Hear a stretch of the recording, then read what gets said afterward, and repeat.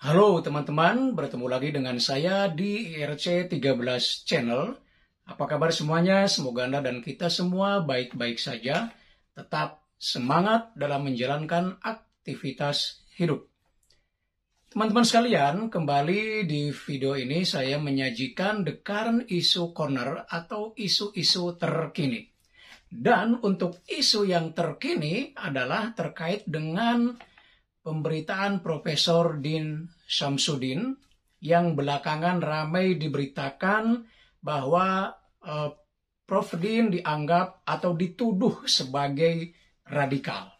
Ya. Bahkan kemudian Prof. Din karena statusnya sebagai ASN itu dilaporkan ke Komisi ASN, KASN, ya karena dianggap melanggar kode etik ya, dan juga dituduh radikal.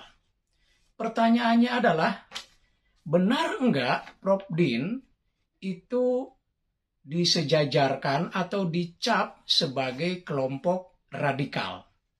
Nah, sebagai orang yang cukup tahu tentang Prof. Din, ya, Prof. Din sesungguhnya adalah satu di antara tokoh moderasi Islam di Indonesia. Katakanlah dari lingkaran Ciputat, ya, dari mulai yang senior misalnya Cak Nur, Nurholis Majid, kemudian Pak Azumardi Azra, almarhum Prof. Bahtiar Effendi, dan masih banyak yang lainnya bersama Pak Din adalah tokoh yang selama ini dianggap membawa moderasi Islam di Indonesia atau Islam yang moderat. Atau ada istilah yang belakangan populer juga adalah wasatiyah, yang moderat, yang ada di tengah-tengah. Karena itu begitu ada tuduhan bahwa Pak Din dianggap radikal, ini menjadi sesuatu yang sangat aneh. Ya.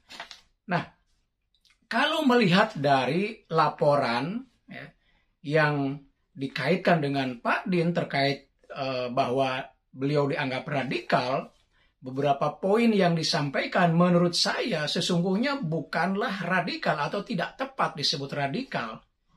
Mungkin yang lebih tepat adalah ada perbedaan pandangan dan sikap dari Pak Din dalam hal ini misalnya dengan pemerintah. Dan itu lebih tepat disebutnya kritis, bukan radikal. Sebut saja misalnya contoh dalam aduan atau dalam laporan itu misalnya Prof. Din atau Pak Din dianggap konfrontatif terhadap lembaga negara dan keputusannya. Ini berkaitan dengan Pilpres yang dulu ya 2019 atau Mahkamah Konstitusinya yang kemudian menangani masalah hasil atau sengketa Pilpres. Prof. Din misalnya pernah mengatakan seperti diadukan oleh kelompok yang mengadukan ini, mengatakan bahwa ada rona ketidakjujuran dan ketidakadilan dalam proses tersebut.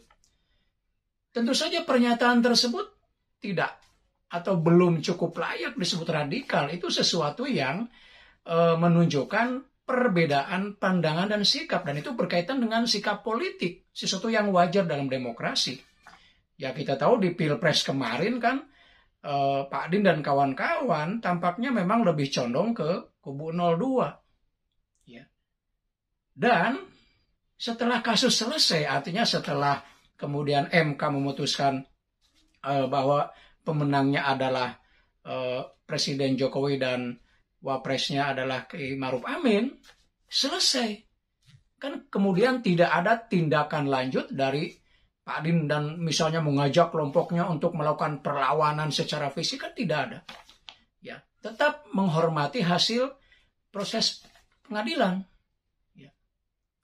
Kemudian juga misalnya contoh yang lain ya disebutkan misalnya yang berkaitan dengan diskusi yang dilakukan Masyarakat Hukum Tata Negara Muhammadiyah dan Kolegium Juris Institut yang berbicara tentang menyoal kebebasan berpendapat dan konstitusionalitas pemakzulan presiden di era COVID ini. itu juga sama. Itu kan persoalan diskusi dan sebagainya, bahwa pandangan-pandangan itu nyerempet, sesuatu yang biasa dalam demokrasi, bukan hal yang aneh.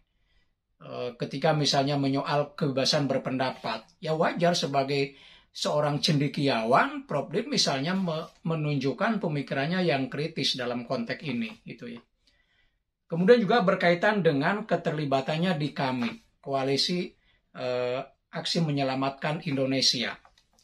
Ya, meskipun memang ini seperti kata-kata menyelamatkan Indonesia, menunjukkan bahwa Indonesia ada dalam kondisi yang berbahaya dan seterusnya, tapi kami juga adalah sebuah forum ya yang mewadahi kelompok-kelompok yang berbeda pandangan dengan pemerintah, dan menurut saya hal itu tidak bermasalah ya, tidak ada persoalan, masih tetap bisa ditoleransi dalam konteks negara demokrasi.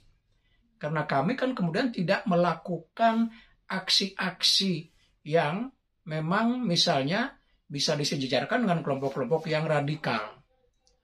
Salah satu misalnya indikator kelompok radikal itu, mereka kan bukan hanya di segi pemikiran tapi aksi. Misalnya menolak dan ingin menggantikan dasar negara Pancasila. Nah, kalau memang sudah gerakannya ingin mengganti dasar negara, nah itu mungkin pas dianggap radikal, karena bagaimanapun mengganti dasar negara itu akan artinya melawan konstitusi yang sudah disepakati oleh semua elemen negara ini. Dan Pak Din, selama ini belum pernah kita mendengar ada dalam gerakan yang misalnya ingin menggantikan dasar negara Pancasila dengan ideologi yang lain. Ya. Jadi kalau misalnya pemikiran-pemikiran Pak Din itu bersifat kritis, lalu beliau ada di lingkaran kelompok-kelompok yang selama ini kritis terhadap pemerintah, ya hal itu tidak bisa langsung dicap sebagai radikal. Ya. Anggap saja itu sebagai ya kelompok yang memang beroposisi terhadap pemerintah, dan itu dalam demokrasi merupakan sesuatu yang bagus, merupakan sesuatu yang justru diharapkan supaya kekuasaan itu ada yang mengawasi. Selain oleh lembaga-lembaga yang formal ya, masyarakat juga tentu punya peran juga dalam melakukan pengawasan atau kontrol terhadap kekuasaan, dan itu sangat dimungkinkan dalam negara demokrasi. Di mana-mana negara yang memegang demokrasi atau yang berpegang pada nilai-nilai demokrasi itu memungkinkan masyarakatnya untuk melakukan kontrol terhadap penguasa. Karena memang kekuasaan ini harus mendapatkan kontrol, bukan hanya dari mereka yang punya kewenangan resmi ya, seperti DPR dan sejenisnya, tapi juga dari masyarakat secara umum. Itu menjadi penting. Nah, Pak Din dalam konteks ini bisa dianggap sebagai representasi dari masyarakat tersebut. Jadi saya kira memang bukan pada tempatnya menuduh Prof. Din sebagai tokoh atau orang yang radikal di negeri ini. Demikian teman-teman, mudah-mudahan ada manfaatnya. Sampai bertemu kembali di video berikutnya dan tetap semangat.